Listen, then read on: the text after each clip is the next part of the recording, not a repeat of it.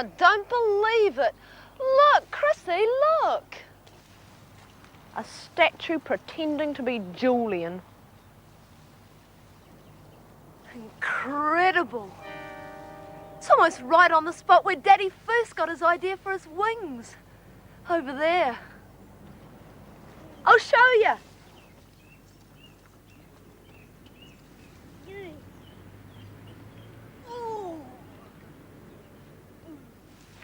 We came here one afternoon, your daddy and I. We sat here, right on this bench. I just knew he was busting to tell me something. Before you knew it, he got up like this and he started flapping his arms. Started flapping his arms like this. What's that remind you of, Nicky? He said. To tell you the truth, nothing leapt to mind. Then he said, okay then, how about bird wings? Well, I had to admit, it didn't really remind me of bird wings. I thought Julian would be pissed off, but he wasn't.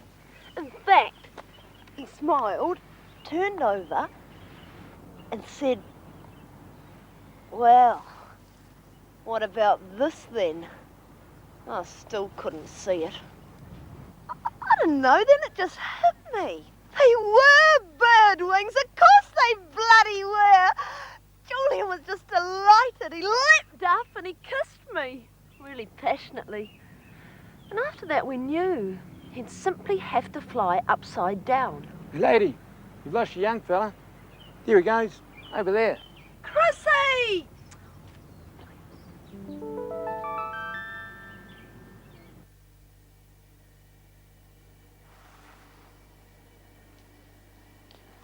I suppose I should really talk about how Julian took off upside down. Because it's got something to do with this ironing board. No, truly it did. Nah, perhaps it's best to wait. The museum's actually the best place to explain it. As soon as Christopher's awake, we'll go there.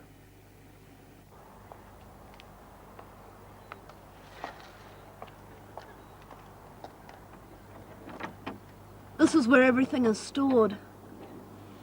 I suppose you'd call it my private sanctuary.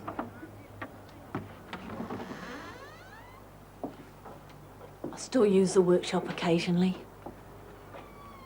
I make kites, bring in extra money. But otherwise everything's just as Julian left it. He must have built, I don't know, 6 or 7 sets of wings in here. He kept on modifying them, streamlining them. It was over a year before he was satisfied with the design. This was one of his favourites. That's right, Lilienthal, German inventor. He got real close to the answer with this book, Julian said. Pity he got sidetracked into gliders. Everyone's always wanted to fly. But they all created unnecessary problems for themselves. They added too much weight to the person that they wanted to put in the air. Well, Leonardo da Vinci, for instance. Now, he probably didn't have a bad IQ, but even he got carried away designing a man-powered helicopter. Really, the structures were much too elaborate.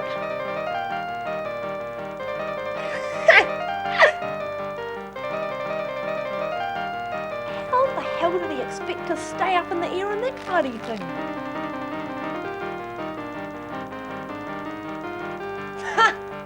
What a turkey!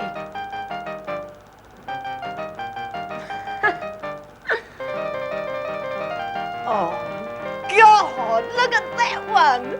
What a goober! Imagine being dumb enough to design that. Julian knew it was just a matter of distributing energy properly. That's why he needed to lose heaps of weight, develop giant arm muscles and learn how to take off backwards. I suppose in the end, the main problem was finding something suitable to hold the wing structure together. He must have tried at least 20 different materials. But everything was so expensive. After all, it wasn't easy, both of us trying to live off my meagre income. What always amuses me is some of the theories that have been floating around since he took off. Straight as an arrow was his flight. Nothing could stop him when he saw the light. Oh no, it's after that.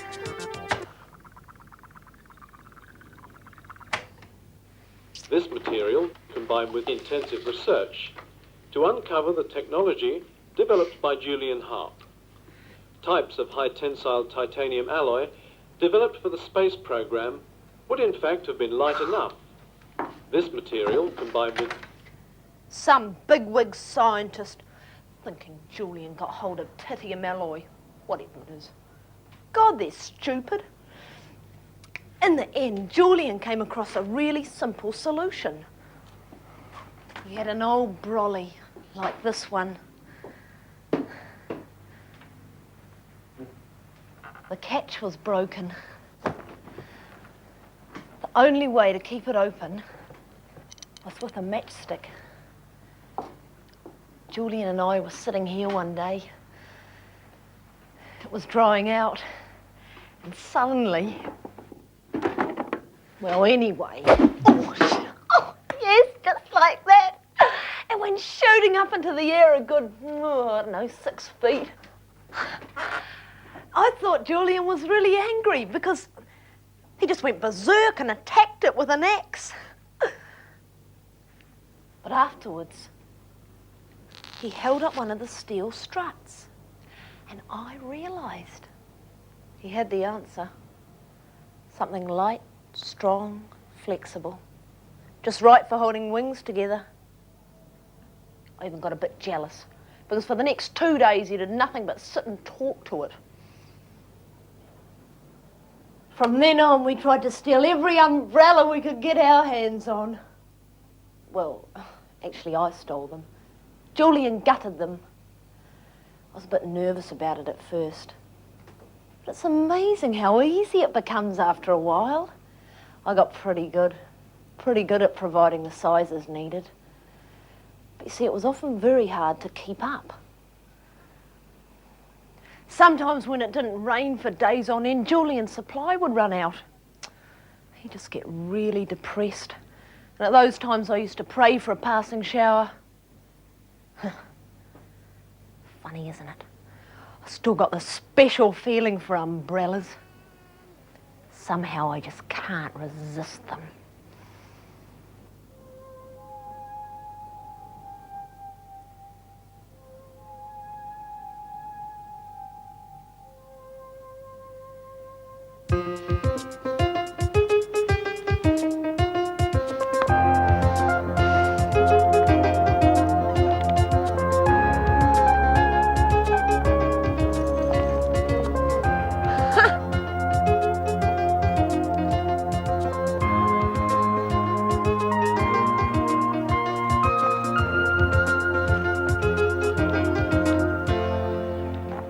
Actually, the ironing board solution to Julian's taking off upside down was my idea.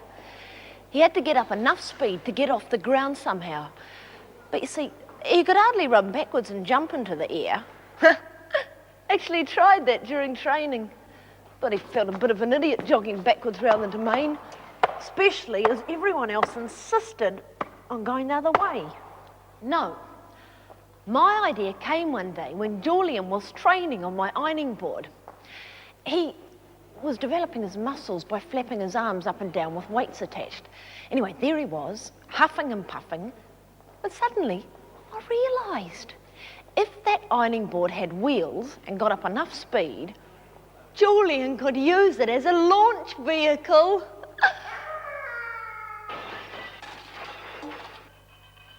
You see before you the only surviving relic of Julian Harp. The man who on this day 2 years ago performed history's most significant single act, right here in the park outside. Julian Harp, an inspiration to all mankind, a treasure of humanity. Since primitive man first looked skyward, great minds have cherished a single ambition, man-powered flight. Julian Harp realized that dream, and here in this vehicle, which he designed especially for its launching capability, you can see all of the dedication which made him succeed where countless others had failed. Inspiration in both design and execution. Excuse me? Yes? You're talking a load of nonsense. Can't you see? This is a funeral trolley. It's used for carrying coffins. Hardly Julian's design. Over here is a likeness commissioned when Julian was awarded... Julian didn't make this. He nicked it. He needed something stronger than my ironing board, so he stole this coffin carrier from the morgue. And what's more, he didn't look like any of those. Here! This is the best likeness of Julian Harp. His son, Christopher. Please, follow me. Over here is a likeness of Julian Harp, commissioned when he was awarded the Legion of Honor. Can't you think for yourselves? Now, ladies and gentlemen, if you'd like to follow me along the corridor, we can go and have a look at the bird room. In this bird room, you'll see all the native birds of New Zealand and some of those from the Antarctic. We have some of the most interesting collection of bird eggs, too.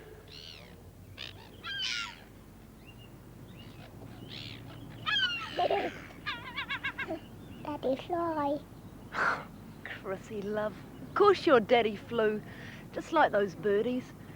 He was all dressed up with wings, like the ones in Mummy's shed. But the organisers on the day, they were really mean to Daddy. They kept him waiting so long before he got a turn. I don't know how long Julian waited round on the day, poised there on his coffin, flexing his wings. We had to put up with military bands, trick cyclists, up-teen teams of bloody marching girls. Finally, just when he thought he was on, they had a long-winded speech by the Governor-General. Then, at last, they called his name, but nobody seemed to take any notice. A few people round me started sniggering, that's all. I gave Julian a push to get him started, but really he was cutting on the slope and a bit of breeze to get the wheels really accelerating. Soon he got up speed. Before you could blink, the trolley started shooting across the grass like a rocket. By then everyone was looking. Faster and faster it went. And then someone shouted over the loudspeaker, "Look at the wheels!" All the crowd saw the trolley roll free. He was taking off. Cheers were amazing. Up he went, all those stolen bits and pieces pumping away. When he made it over the trees at the far end of the ground, the crowd went wild. I tried to call out to him, but I was just part of the general roar by then. Julian carried on rising, heading toward the sun.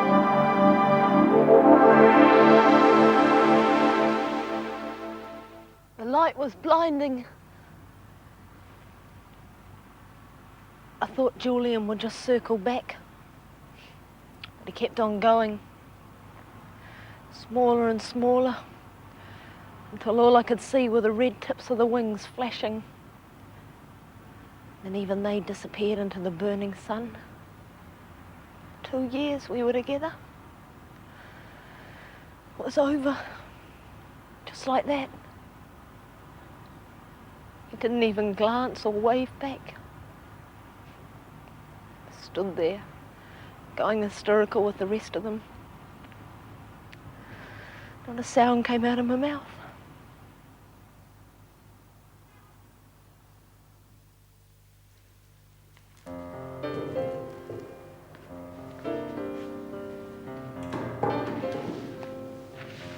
I've given up believing that Julian will ever come back, so really there's no point in talking about him anymore.